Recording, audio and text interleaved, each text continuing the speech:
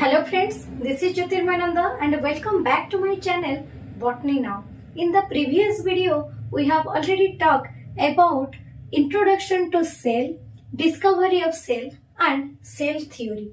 Initially, the cell theory was formulated by Theodor Schwann and Matthias Schleiden, and the modern cell theory was proposed by Rudolf Virchow. And there are two postulates of the modern cell theory, that is, all plants and animals, they are comprising of cell and cellular products. And the second one is all the new cells are derived from its pre-existing cell, termed as omnis cellula e cellula.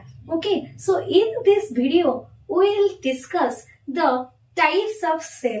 Okay, so before going to that, the cell has 5 components. Okay, so what are they?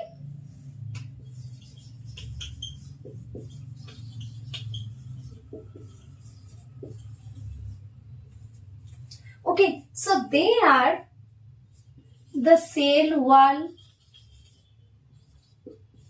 the cell membrane, the cytoplasm, nucleus and the cell organelle.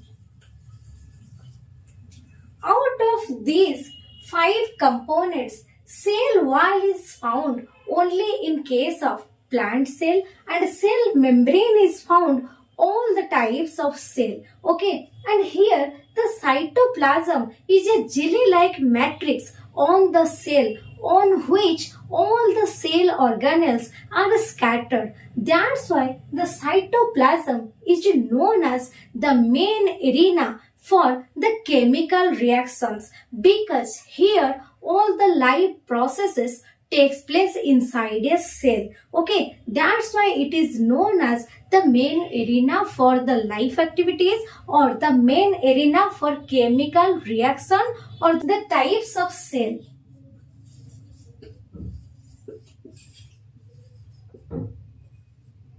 Okay, so the cell is divided basically into 2 categories, like the prokaryotic cell and the eukaryotic cell. On which basis? On the basis of how the DNA is organized inside a cell.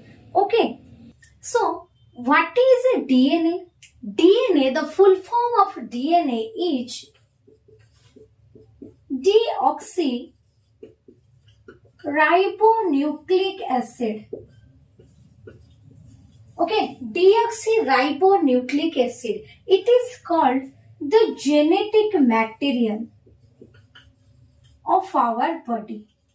Okay, so DNA is the genetic material of our body that carries the genetic information or the genetic characters from the parents to the offspring, from the parents to the progeny or the next generation. Okay, so how the DNA is organized inside a cell, on the basis of that, the types of cell is divided into 2 categories. Okay, so what are they? One is the prokaryotic cell. Another one is the eukaryotic cell. Okay, they are divided on which basis? On the basis of organization of the DNA. Okay, so what do you mean by this prokaryotic cell? Here, karyon means the nucleus. Okay, and pro means primitive. So, in an organism or in a cell where the nucleus is primitive or the nucleus is absent, that cell is known as the prokaryotic cell. Okay, similarly, What is an eukaryotic cell? Eu means advanced, and again the karyon means nucleus. Okay, so in this type of cell, the nucleus is properly organized. The DNA is properly arranged or organized inside a nucleus. That's why they are called the eukaryotic cell. Okay, so which type of organism comes under this prokaryotic cell? The organism which are very primitive, which came first to the environment, which are very old, they are comes under this prokaryotic cell, or they are having the prokaryotic cell. Okay, the organisms are like bacteria, they are the blue-green algae, the mycoplasma, or it is also known as PPLO, which is the pleuropneumonia-like organism. Okay, so these organisms have the prokaryotic cell. Means here the nucleus is absent. That's why they are comes under these categories. Okay, so all these organisms, they are grouped under the kingdom that is Monera. You have already known there are 5 kingdoms like the Monera, Protista, Fungi, Plantae and Animalia. Out of these 5 kingdoms, Monera includes all the eukaryotic cell. Okay, and all they are unicellular. Okay, so all these cells, they are unicellular and also they are prokaryotic. Okay, so they don't have the nucleus in its cell. Okay, then which organism comes under the eukaryotic cell? See, here Monera is a single group that contains the prokaryotic organism. Except Monera, all the kingdoms, that is Protista, Fungi, Plantae and Animalia, all these kingdoms, they have the eukaryotic organisms. That means they contain the organisms which have the nucleus, which contains the genetic material and organized it properly. Okay.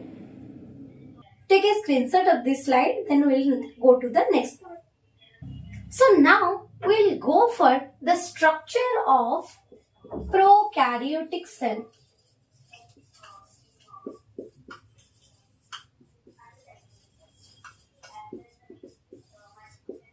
Okay, so as we discussed, the bacteria, blue-green algae, mycoplasma, they are comes under the prokaryotic organism. Here we take bacteria as an example. Okay, so before going to the structure of the prokaryotic cell, we little discuss about the shape of the bacteria. There are 4 shapes of bacteria. What are they? They are, first is spherical.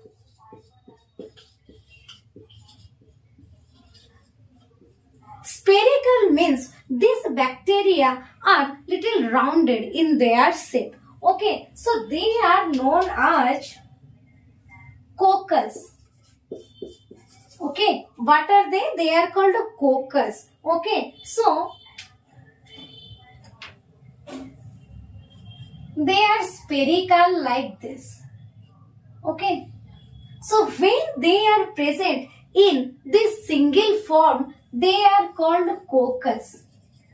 Okay, similarly, when they are present in pair like this, they are called diplococci. What is it? Diplococci. Diplo means 2. Okay, so these bacteria are present in pair. That's why they are called diplococci. Okay, similarly, some cocci types, they are present like in group or in clusters like this. Okay, when the bacteria are present in clusters like this, they are known as staphylococcus. What is it? They are the staphylococcus. Okay, so some cocci type of bacteria also, they are found in chains like this.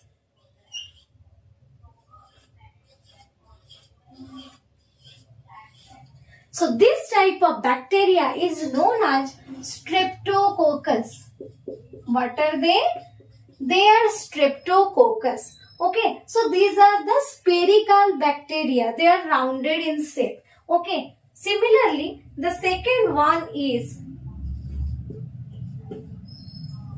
rod-shaped bacteria.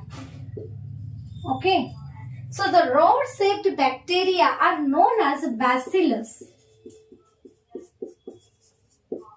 Okay, so they are like this, rod-shaped. These are the bacteria and inside it, see, these are the spores which are present here. Okay, so these are the rod-shaped bacteria. The example of this bacillus is Bacillus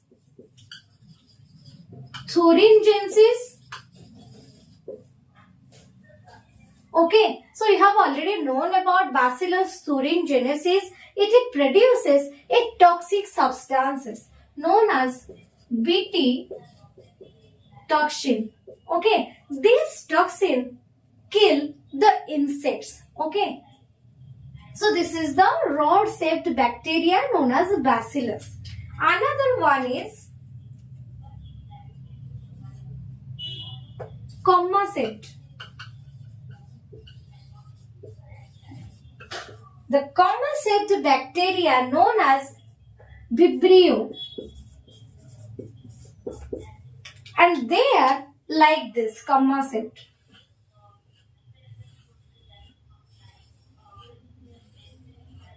Okay, so the example of Vibrio is Vibrio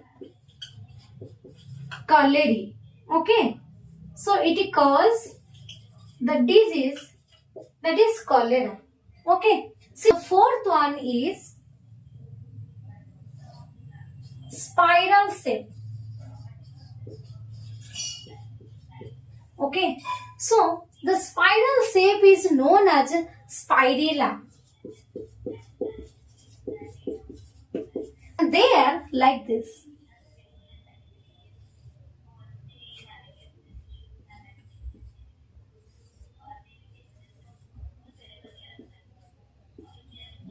These structures are known as flagella. Okay, and this flagella help in the movement. Okay, example is Helicobacter pylori. Okay, so these are all about the shapes of the bacteria. Okay, so please take a screenshot of this slide. Now, the structure of the prokaryotic cell. Okay, how the components of the cell are organized or arranged. Okay, so in a cell, the component, that is the cell membrane or the plasma membrane, are present in all types of cell. Okay, whether they are the plant cell or they are the animal cell or they are the bacterial cell, it is present in all type of cell. Okay, suppose we take the spherical bacteria.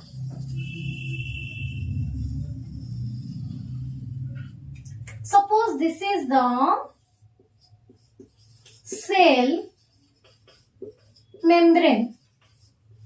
Okay, and the cell membrane is the characteristic feature of all type of cell. Okay, we do not show any differences. Okay, or there is a little bit difference in the cell membrane of the plant cell and animal cell and a bacterial cell. Okay, now outer to cell membrane in a bacteria, there is the presence of another layer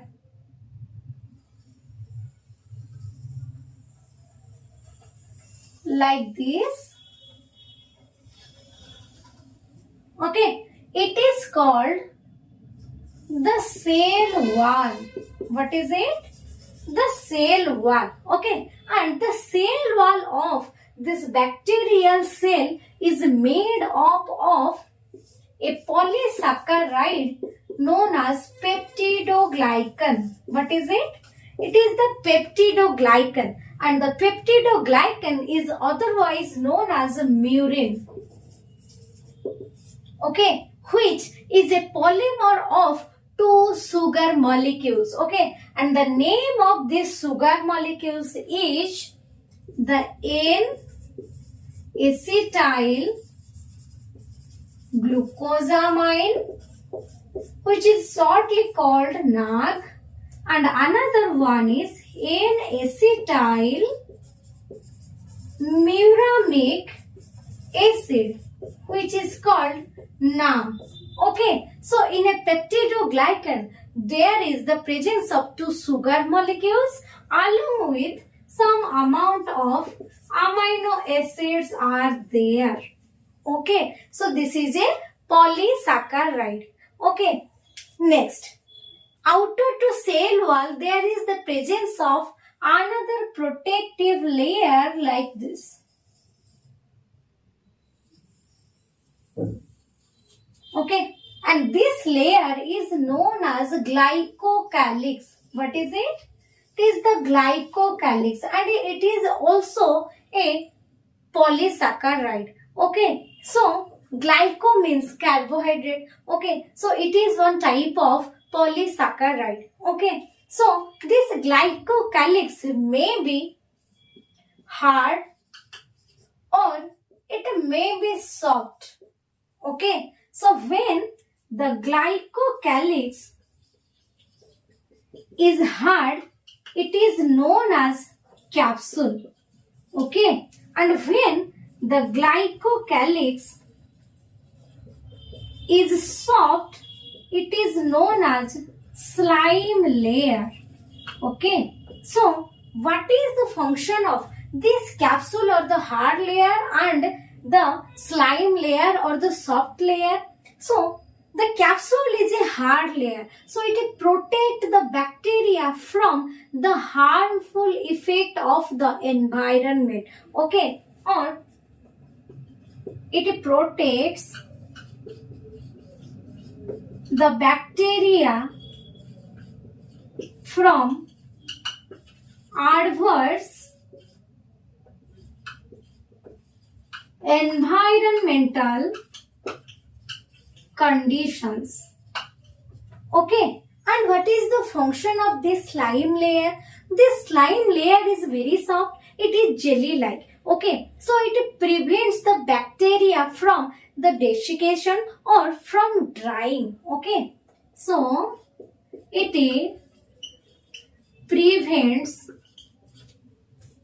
the bacteria from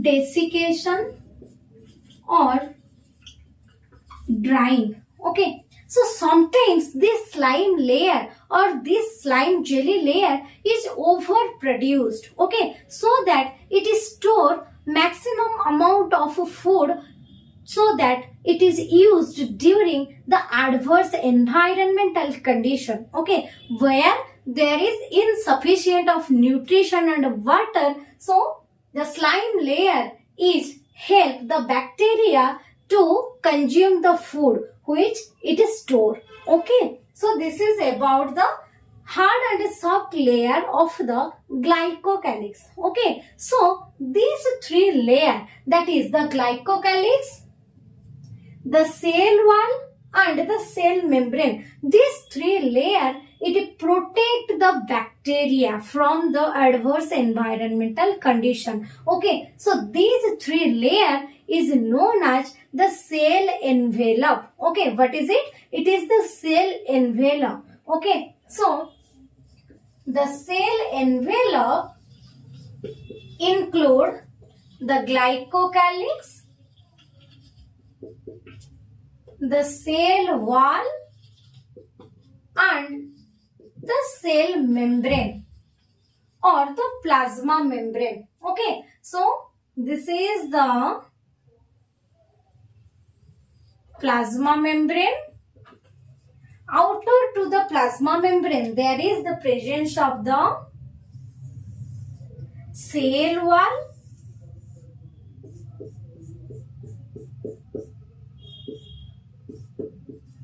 Next, outer to the cell wall, there is the presence of another protective layer, that is the Glycocalyx. Okay, so these three layers, they form the cell envelope. Okay, so these are all about the cell envelope of a bacterial cell or the prokaryotic cell. Okay, so if you like the video, please like, share and subscribe to my channel. Thank you.